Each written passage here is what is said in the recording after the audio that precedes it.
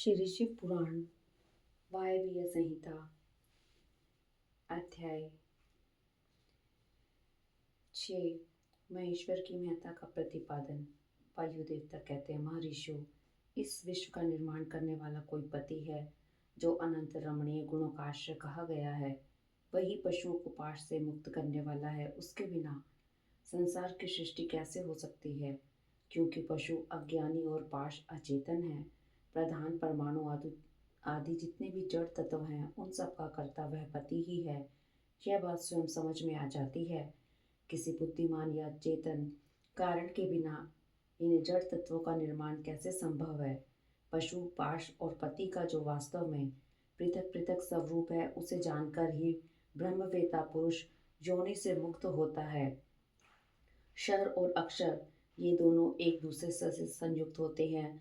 पति या महेश्वर ही व्यक्त अव्यक्त जगत का भरण पोषण करते हैं। वे ही जगत को बंधन से छुड़ाने वाले हैं। भोक्ता, भोग्य और प्रेरक, ये तीन ही तत्व जानने योग्य हैं।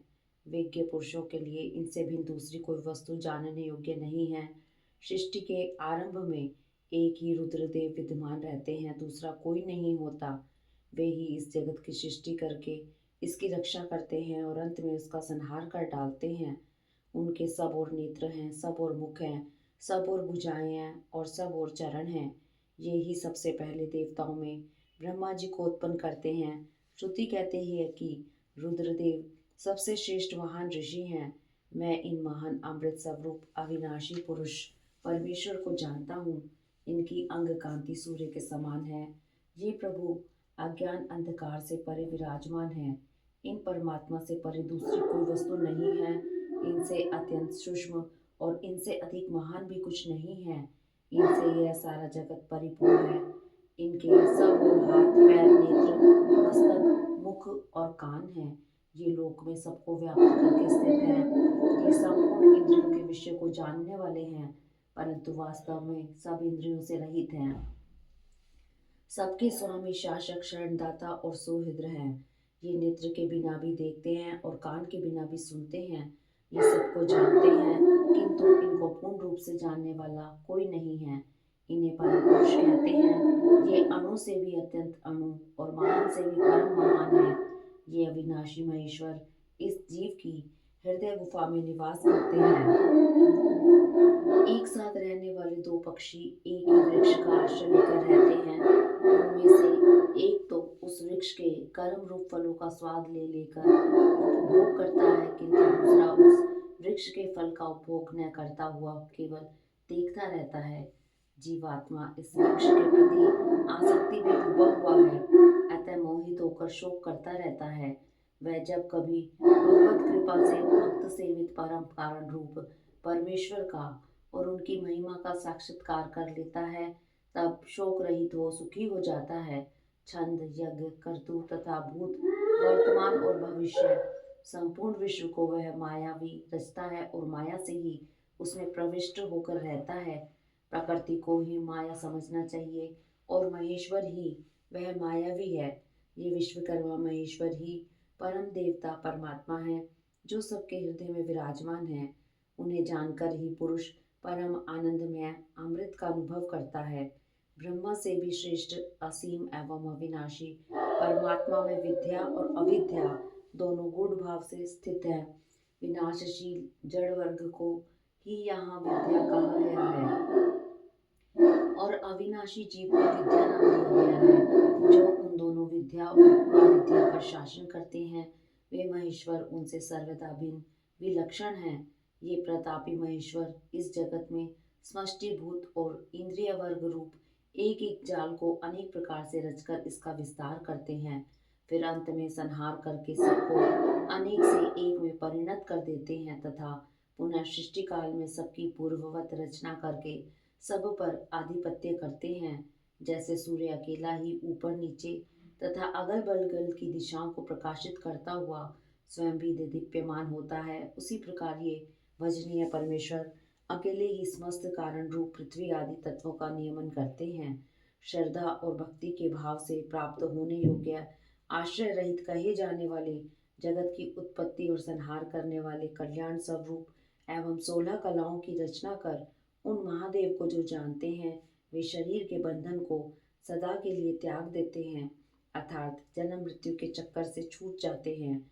वे ही परमेश्वर तीनों कालों से परे, निष्कल, सर्वज्ञ, त्रिगुण अधीश्वर एवं साक्षात प्रातपर ब्रह्म हैं। संपूर्ण विश्व उन्हीं का रूप है। वे सबकी उत्पत्ति के कारण होकर भी स्वयं अजन्मा हैं, स्तुति के योग्य हैं, प्रजाओं के पालक, देवताओं के भी देवता और संपूर्ण जगत के लिए पूजनीय हैं। अपने हृदय में विराजमान उन परमेश्वर की हम उपासना करते हैं, जो काल आदि से परे, जिनसे यह समस्त प्रपंच प्रकट होता है, जो धर्म के पालक, पाप के नाशक, भोगों के स्वामी तथा संपूर्ण विश्व के धाम है, जो ईश्वरों के भी परम महेश्वर, देवताओं के भी परम देवता तथा पतियों के भी परम पति हैं। उन भुवनेश्वरों के भी ईश्वर महादेव को हम सबसे परे जानते हैं। उनके शरीर, रूप, कार्य और इंद्रिय तथा मन रूपी कारण नहीं है। उनके समान और उनसे अधिक भी इस जगत में कोई नहीं दिखाई देता। ज्ञान, बल और क्रिया रूप उनकी स्वाभाविक पराशक्ति वेदों में नाना प्रकार की सुनाई गई है। उन्हीं शक्तियों से इस संपूर्ण विश्व की रचना हुई है। उसका न कोई स्वामी है, न कोई निश्चित चिन्ह है, न उस पर किसी का शासन है। वह समस्त कारणों का कारण होता हुआ ही उनका अधीश्वर भी है। उनका न कोई जन्मदाता है, न जन्म है, न जन्म की माया, मल आदि हेतु ही है। वह एक ही संपूर्ण विश्व में समस्त भूतों में गुह्य रूप से व्याप्त है। वही सब भूतों का अंतरात्मा और धर्मा अध्यक्ष कहलाता है। वह सब भूतों के अंदर बसा हुआ सबका दृष्टा, साक्षी, चेतन और निर्गुण है। वह एक है, वशी है, अनेकों विश्वात्मा, निष्क्रिय पुरुषों को वश में रखने वाला है। वह नित्यों का नित्य है, चेतनों का चेतन है। वह एक है, कामना रहित है और बहुतों की कामना पूर्ण करने वाला ईश्वर है। सांख्य और योग अर्थात ज्ञान योग और निष्काम कर्म योग से प्राप्त करने योग्य सबके कारण रूप उन जगदीश्वर परम देव को जानकर जीव संपूर्ण पाशों से मुक्त हो जाता है। वे संपूर्ण विश्व के सृष्टा, सर्वज्ञ, स्वयं ही अपने प्राकट्य के हेतु ज्ञान स्वरूप, काल के भी सृष्टा, संपूर्ण दिव्य गुणों से संपन्न, प्रकृति और जीवात्मा के स्वामी, समस्त गुणों के शासक तथा संसार बंधन से छुड़ाने वाले हैं। जिन परम देव ने सबसे पहले ब्रह्मा जी को उत्पन्न किया और स्वयं उन्हें वेदों का ज्ञान दिया, अपने स्वरूप विषयक बुद्धि को प्रसन्न करने वाले उन परमेश्वर शिव को जानकर मैं इस संसार बंधन से छूटने के लिए उनकी शरण में जाता हूँ। यह वेदांत शास्त्र का परम गोपनीय ज्ञान है। पूर्व कल्प में मुझे इसका उपदेश किया गया था। मैंने बड़ी भारी सौभाग्य से ब्रह्मा जी के मुख से इस ज्ञान को पाया था। जो शम दम से रहित हो, उसे इस परम उत्तम ज्ञान का उपदेश नहीं देना चाहिए। जो अपना पुत्र सदाचारी तथा शिष्य न हो, उसे भी नहीं देना चाहिए। जिनकी परम देव परमेश्वर में परम भक्ति है, जैसे परमेश्वर में है वैसे ही गुरु में भी है, उस महात्मा पुरुष के हृदय में ही बताए गए रहस्य में अर्थ प्रकाशित होते हैं। अतः संक्षेप से यह सिद्धांत की बात सुनो। भगवान शिव प्रकृति और पुरुष से परे हैं। वे ही सृष्टि काल में जगत को रचते और संहार काल में पुनः सबको आत्मसात कर लेते हैं। इति श्री अध्याय 6। हरिओम तत्सत।